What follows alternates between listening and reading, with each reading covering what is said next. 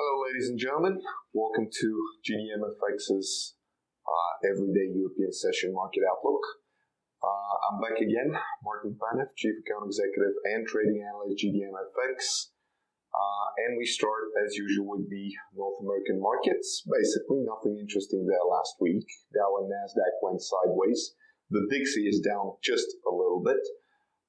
Basically, the most important thing was the GDP month-on-month in Canada declined by 0.2%, 9 points down for the US dollar versus the loonie. Chicago Purchasing Manager Index 2.4 better than expected, and Employment Cost Index 0.4% worse than expected, which is one of the most closely watched measures of the labor costs, accelerated sharply in the second quarter, suggesting the Federal Reserve can be patient and allow the labor market more time to heal before hiking interest rates.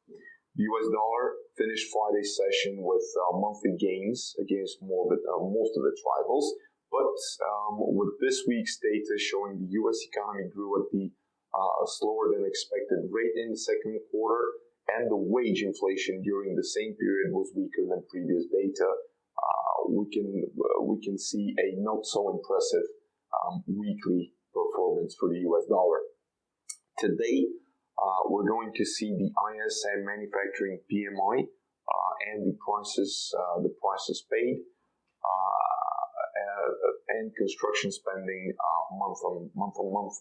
By the end of the week, though, we're going to see the unemployment rate and the non-farm payrolls, as well as the unemployment rate and net change in unemployment in Canada. Moving along to the European markets, basically on Friday, the German DAX 30 was 20 points up, and the French CAC 40 30 points up last week. CPI year-on-year 0.9%, 0.8, and month-on-month 0.2 by 0.2 as expected. Unemployment rate 11.1% as expected. There was a gain in the German retail sales month-on-month and year-on-year. As a result, 40 pips, euro dollar out of a huge range, euro pound 20 pips up, euro Aussie 30 pips up, euro Canadian dollar 160 up, euro Japanese yen 150 range last Friday. Today we're going to see we already saw the market manufacturing PMI in the Eurozone. It was mixed, but on the positive end. Tuesday, PPI data. Wednesday, German market services PMI and retail sales. Friday, Swiss unemployment rate and German trade balance. This is for the European markets this week. UK markets, the FTSE 100 moved up to a total of 14 points, closed at 6,630. And there was a little bit of a gain on the 10-year gilt yields. The new member of the MPC, Mr. Vlieghe, will be challenged by the Treasury in order to prove his independence from the hedge fund he's a partner with. The reason for that is that he will still receive long-term incentive payments based on the hedge size, so he practically still has residual interest there. Additionally, on the MPC topic, a survey, an economist is showing that the majority of them are predicted that at least 2 of the 9 members will vote for a hike on Wednesday. The MPC member Martin Whale and Ian McCafferty are pointed as the most likely to vote for a hike, as they voted for a hike last year as well. Today, we're going to see the market manufacturing PMI as well in the UK month-on-month for the month of July. Thursday, Bank of England quarterly inflation report, interest rate decision, asset purchase facility, and the GDP estimates for July quarterly. Industrial production as well year-on-year. A lot of Tier 2 events, the housing price balance, which is tomorrow, total trade balance on Wednesday, also goods trade balance on Wednesday, and PMI construction reports on Friday.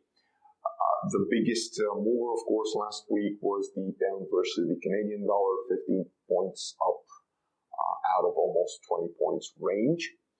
Moving to the Asian Pacific markets, the China non-manufacturing PMI slightly higher than previous, 0.1% higher, currently at 53.9. And also the manufacturing PMI from Kexen reports 0.4 less than previous, now 47.8. The latest such China general manufacturing PMI final reports has confirmed a 2-year low with the final readings, preliminary of course, worse than expected. China manufacturing PMI reports sent Asian stocks as well as anti-Putin currencies lower, while the USD JPY is seen holding on to 124 handle, attempting a tepid recovery from Friday's US data-led drop. In Japan, the Nikkei 225 140 range, 46 points up on Friday. Bank of Japan monetary policy statement and Bank of Governor of the Bank of Japan, Mr. Kuruda, will have a speech by the end of this week. Moving along to the Aussies, the securities inflation month-on-month 0.2% up from 0.1 year-on-year, and the monthly reading as well. New home sales up as well. Basically some fundamentals there. Australia's export troubles are intensifying as gold and commodity prices in general are still dropping. A series of mergers and acquisitions are in progress in order to hedge against the tumble in the gold prices. Australian producers are gathering for a third-day annual conference in order to discuss potential deals. Employment cuts are also possible there. The housing bubble is still expanding. The house prices in Sydney soared to the highest level in 13 years. This is because of the RBA cut in the interest rate to a record low 2%. Consumers have been heavily buying homes. Some of the biggest mortgage lenders have increased their mortgage rates as a requirement to hold more capital against potential losses. Overall, the economy has been growing less than 3% expectation for the last 12 months. If the country does not find a way to increase growth, it might lose its AAA rating. Further rate cuts are not probable based on consumer expectations. Also, something that we've been talking about for about a month now, the wheat crops are holding up better than expected against El Nino.